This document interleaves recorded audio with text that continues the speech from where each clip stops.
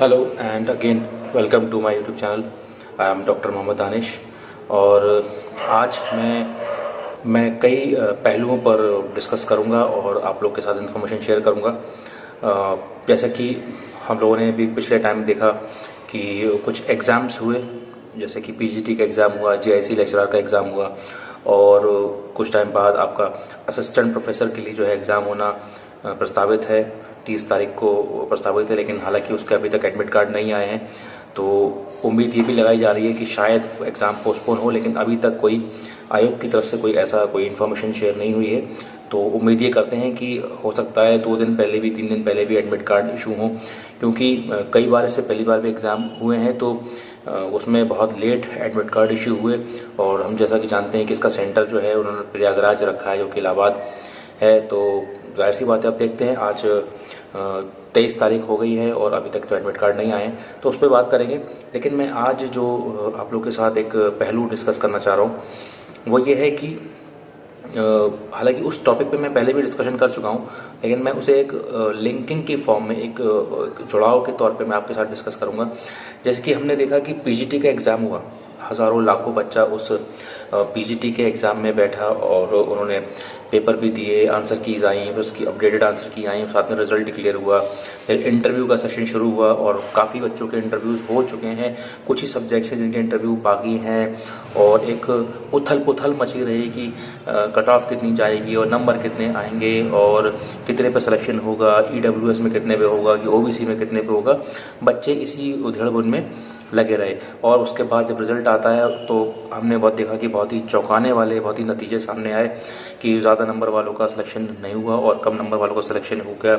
और कहीं भी कोई भी ये एक कट ऑफ के तौर पे नहीं शो किया गया कि कितनी कट ऑफ वालों को मेंस के लिए बुलाया गया, जबकि एक उसूलन तौर पे एक आयोग को ये करना चाहिए था कि जब कट ऑफ, जब ये आंसर्स की आने के बाद रिजल्ट डिक्लेयर किया गया तो उसमें साफ साफ ये लिखना चाहिए था कि भाई रिटन में कितने नंबर वालों को जो है जनरल कैटेगरी में बुलाया गया या ईडब्ल्यूएस में बुलाया गया या ओबीसी में बुलाया गया या जो भी उनकी रिजर्व कैटेगरी उसमें बुलाया गया, तो वो नहीं शो किया गया।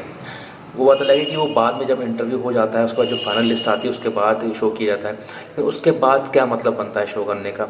बाकी के बच्चों को कैसे पता चलेगा कि रिटन में कितने नंबर वालों को बुलाया गया है और क्या क्राइटेरिया रहा? तो उससे एक फेयर समझ में ये आ जाता है कि हाँ भाई इतने ही कट ऑफ रही, इतने नंबर हमारे आए, हमारे नहीं आए इसलिए हमारा सिलेक्शन नहीं हुआ, और इतने हमारे आए तो हमारे पास इंटरव्यू की कॉल आई, जो कि पीसीएस के एग्ज़ाम में भी होता है। जब हमने देखा जो पीसीएस का एग्ज़ाम होता है, पीसीएस के एग्ज़ाम में जो आपका प्रीलिम्स होता है, तो प्रीलिम्स का जो रिजल्ट आता है तो उसकी कट ऑफ आती है।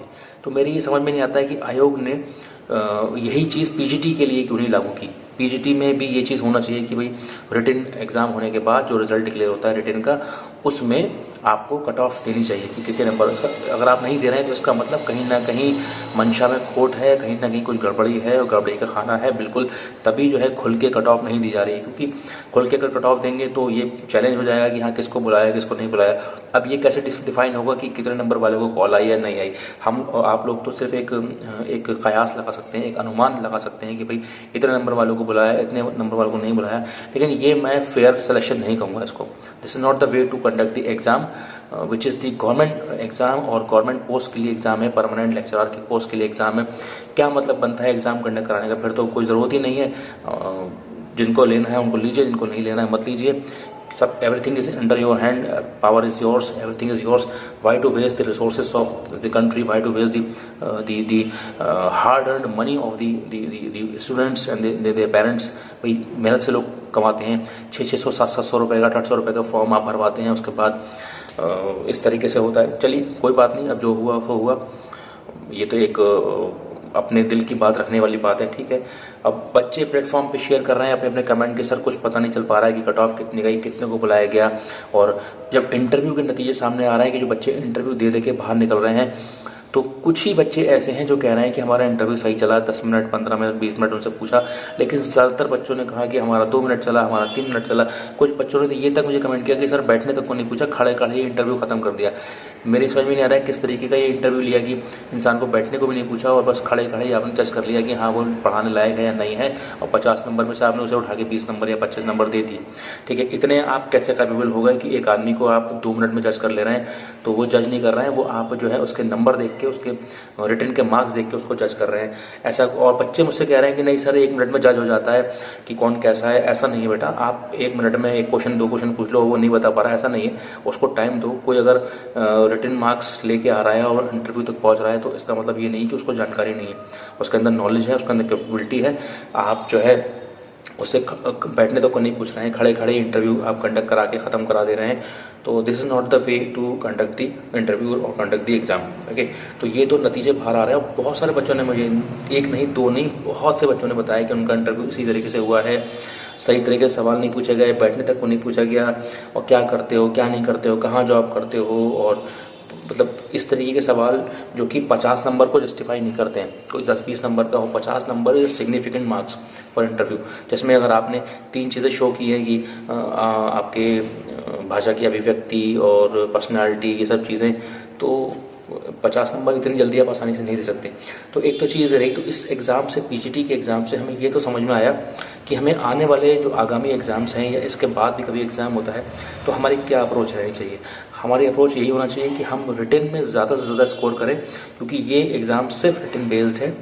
अगर आपके रिटन में अच्छे नंबर आते हैं तब आप उम्मीद मान के चलिए कि आपका सिलेक्शन होगा। अदरवाइज़ तो अगर आपके कम नंबर आ रहे हैं तो आप बिल्कुल उम्मीद छोड़ दें। कॉल अगर आ भी जाएगी आपके पास तो आपका फाइनल सिलेक्शन बिल्कुल नहीं होगा। ये मैं आपको बता दूं, कितने भी नंबर आ जाएं आप कुछ नहीं कर सकते, क्योंकि जहां इस तरीके का सिलेक्शन हो रहा है तो वहां आप कुछ नहीं कर सकते। ठीक है, तो ये मान के चलिए कि आपके अगर 125 हैं तो 125 में कम से कम 105-110 क्वेश्चन सही हों। वो भी तब जब सीटें ज़्यादा हों। कम सीटें हैं तो उसमें तो 115 पे भी उम्मीद नहीं होती है होने की। ठीक है, तो कम नंबर ला रहे हैं तो आप बिल्कुल उम्मीद छोड़ दें और अगले आने वाले एग्ज़ामों की तैयारी करें, तो वो ज़्यादा बेहतर होगा। तो पीजीटी से एक अंदाज़ा ये होगा कि जीआईसी का एग्ज़ाम हुआ, जीआईसी के एग्ज़ाम में नेगेटिव मार्किंग देखी, उसमें भी आंसर कीज़ में गलतियां हैं, अभी बच्चे बता रहे हैं कुछ आंसर्स गलत हैं, अपग्रेड होने के चांसेस हैं। तो मुझे ये उम्मीद है, ऐसा लगता है कि जो चीज़ें पीजीटी में हुई हैं वो जीआईसी के एग्ज़ाम में उसका रिजल्ट में नहीं होनी चाहिए, क्योंकि वो कमीशन कराता है। लेकिन हालांकि ये सब स्टेट लेवल एग्ज़ाम्स हैं। स्टेट लेवल एग्ज़ाम्स जो हैं उसमें हमेशा से गड़बड़ियाँ रहती हैं, पहले भी गड़बड़ियाँ हुई हैं, और भर्तियाँ जो हैं चैलेंज हो जाती हैं, कोर्ट में चली जाती हैं, फिर वो लंबित हो जाती हैं, वो फिर विवादित मामले बन जाते हैं, और बच्चे जो है इसी में उलझे रहते हैं कि भाई कब वैकेंसी आएगी, कब रिजल्ट आएगा। उससे जो देश की यूथ है, जो उत्तर प्रदेश की यूथ है, वो बहुत ही मायूसी में और डिस्टर्ब फॉर्मेट में रहती है। हम सब ने देख लिया कि इतना टैलेंट है हमारे यूपी में, बच्चा नॉलेजेबल है, उसने पढ़ाई कर रखी है, वो मतलब इतनी नॉलेजेबल हैं कि इतना हाई लेवल पे कट ऑफ जाता है। उसके बाद भी अगर बच्चों का सिलेक्शन नहीं हो रहा है तो ये तो नाइंसाफ़ी है पढ़ने लिखने वाले बच्चों के साथ।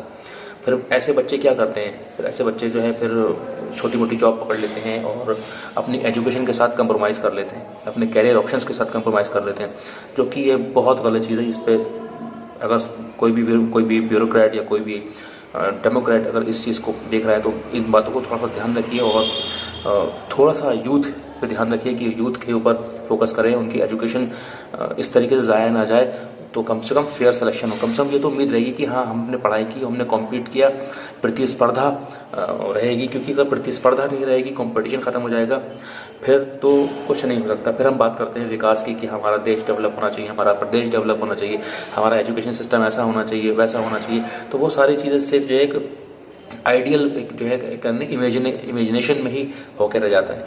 तो एक तो चीज़ ये रही कि हम जो भी एग्ज़ाम की तैयारी करें तो ये सोच के करें भैया कि भाई रिटन में नंबर लाने हैं। इंटरव्यू या तो प्रोसेस ठीक हो, और नहीं प्रोसेस ठीक हो रही है तो हमें अपने आप को अडेप्ट करना पड़ेगा, हमने अपनी नॉलेज लेवल बढ़ानी पड़ेगी और अपने रिटन में मार्क्स ज़्यादा लाने पड़ेंगे, तभी हमारा सिलेक्शन हो पाएगा। ओके, तो अब जीआईसी की अगर बात करें तो जीआईसी के एग्ज़ाम में बच्चे बता रहे हैं कि कट ऑफ कम जाने के चांसेस हैं, क्योंकि पेपर टफ आए थे काफ़ी, और जीएस ने भी काफ़ी पेपर गड़बड़ाया, तो उससे भी फ़र्क पड़ेगा। तो देखते हैं जीआईसी का रिजल्ट कैसा रहता है। और अब आने वाला जो आगामी एग्ज़ाम है वो है Uttar Pradesh higher education service commission का असिस्टेंट प्रोफेसर का एग्ज़ाम, जिसके अभी तक एडमिट कार्ड नहीं आए हैं। पता नहीं क्या कर रहा है आयोग। 30 तारीख को पेपर है और प्रयागराज बच्चों को जाना है। बच्चे ये तक कमेंट कर रहे हैं कि सर हमारा रिजर्वेशन हो चुके हैं, क्या हम उन्हें कैंसिल करा दें या दोबारा से टिकट कराएं। इवन कुछ आइडिया ही नहीं लग पा रहा है। तो आयोग से ये गुजारिश है कि जल्दी जल्दी जल्द से जल्द अपने जो है एडमिट कार्ड इशू करें तो बच्चों को ये पता चल पाए, और अगर डेट पोस्टपोन होनी है तो उसका भी नोटिफिकेशन जारी करें, क्योंकि दूर सेंटर हैं बच्चों के, प्रयागराज दूर है, बहुत सी जगह से काफ़ी दूर पड़ता है, तो वहाँ तक पहुँचने में टाइम लगेगा। तो एटलीस्ट इस बात का ध्यान रखें और इसी तरीके से स्ट्रैटेजी बनाएं। और मैंने पहले भी बताया है कि जो Uttar Pradesh higher education service commission का एग्ज़ाम है उसमें नेगेटिव मार्किंग नहीं है। मैं फिर बता रहा हूँ, क्योंकि बच्चे मुझसे कह रहे हैं कि सर है, मेरे पास नोटिफिकेशन है, मैंने दोबारा देखा है, उसमें साफ साफ लिखा हुआ है कि नेगेटिव मार्किंग नहीं होगी। ठीक है, मैं बिना किसी नोटिफिकेशन को पढ़े आपसे कोई इन्फॉर्मेशन शेयर नहीं करता हूं, और वो मैंने अपने यूट्यूब चैनल पे भी डाल रखा है, चाहे तो आप उसे मेरी पुरानी वीडियोस में देख सकते हैं। तो इस कंफ्यूजन मत रहें कि नेगेटिव है या नहीं है, नोटिफिकेशन के अकॉर्डिंग नेगेटिव नहीं है, मेरे पास नोटिफिकेशन है।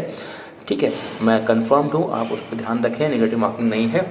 और हाँ, इसमें इंटरव्यू होगा, जो असिस्टेंट प्रोफेसर के एग्जाम के लिए इंटरव्यू होगा, और GIC वाले में इंटरव्यू नहीं है, उसमें साफ साफ लिखा हुआ है सिर्फ मेंस होगा। ओके, और कोई प्रावधान नहीं है उसमें, कोई ऐसा कुछ नहीं दे रखा है, चाहे तो आप दोबारा से नोटिफिकेशन देख सकते हैं। ओके, तो ये बात रही आज की वीडियो की, और आप लोगों से मैं उम्मीद करता हूँ कि आपको ये वीडियो पसंद आई होगी।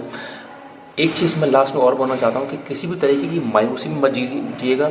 अगर सिलेक्शन होता है या नहीं होता है, आगे बढ़िएगा, और बिल्कुल डिप्रेस होने की ज़रूरत नहीं है। अपने आप को अपग्रेड करिए, अपने आप को स्किल्ड करिए, और अपनी जो स्किल्स हैं, जो आपकी डिग्रीज हैं, उसको सिर्फ एक टीचिंग की तरफ ही मोल्ड मत करके रखिए कि भाई मुझे टीचिंग करनी है। आप उसको यूज़ करिए, देखिए कहाँ मैं जा सकता हूँ, अपने ऑप्शंस एक्सप्लोर करिए, देखिए जॉब सर्च करिए कि भाई जॉब मेरे फील्ड से जुड़ी हुई कहाँ मिल सकती हैं। ओके, तो देखिए कहीं ना कहीं आपके लिए रास्ता खुलेगा, बट कहीं भी जो है डिप्रेस होने की ज़रूरत नहीं है, कोई भी किसी भी तरीके की गलत एक्टिविटी करने की ज़रूरत नहीं है।